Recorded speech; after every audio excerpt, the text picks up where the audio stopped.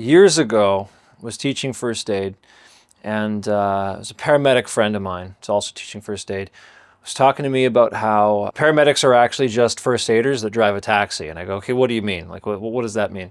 And then I end up learning Canada has this thing, specifically Ontario, has this thing called the RHPA, the Registered Health Professionals Act. And within it, it says who a health professional is and what they can and can't do. And paramedics aren't in it, so they're not health professionals. And I go, okay, maybe there's a different thing. And I look around, and it turns out that depending on what jurisdiction you're in, a paramedic may be a medical health professional, and they may not be. And in some jurisdictions, and apparently in Ontario, this was years ago, paramedics were essentially just kind of like upgraded first aiders. So the way this works is a paramedic is only apparently allowed to do a medical act when they're on duty because they're effectively the extension of a doctor's hands. So they'll have a supervising physician, and that physician will be basically the one that's letting them do the medical act. And whenever they're doing it, they're kind of doing it as their proxy. That's basically the way that I always understood it. Why does this matter?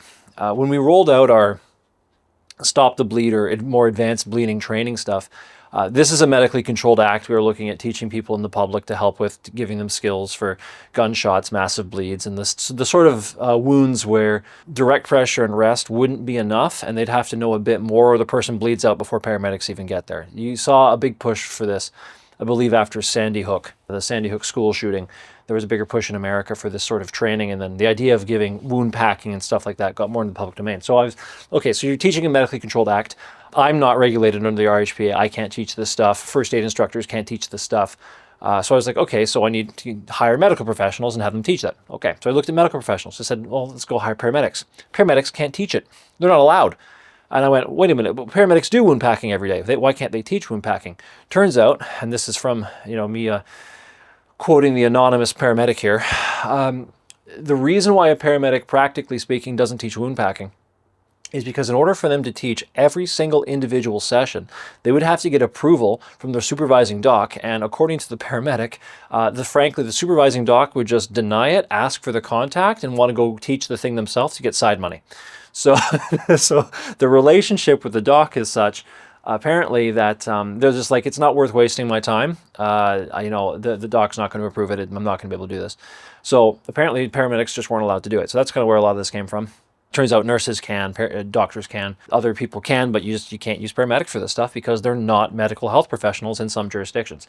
Paramedics, understandably, because they go under years of training and they're doing medical work every day, were understandably irritated about this. So there's been a general push back and forth involving that around paramedicine of, well, can we be health professionals? Are we or are we not an essential service? On that note, paramedics are also, in many cases, not an essential service where police and fire are, which has them also fairly irritated because in a lot of areas, Canada, this is a jurisdictional thing, they do not have a right to strike, just like essential services don't. They pay the cost of being an essential service without having the benefit of being one, because normally if you're like police, for example, they're an essential service, they don't have the right to strike, but because of that, they enjoy other privileges because they've given up that as a cost kind of deal. That's the way this is looked at.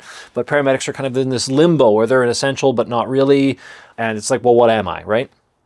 So you can see how this would make people irritated. The last time I really checked up on the progress of this was around the time COVID-19 outbreak began and a bit into it, and then I got swamped with other stuff that wasn't in medicine. I have to check up if this is still an issue in Ontario, but it was for a long time for sure. It might still be, and it might still be other places in the world too.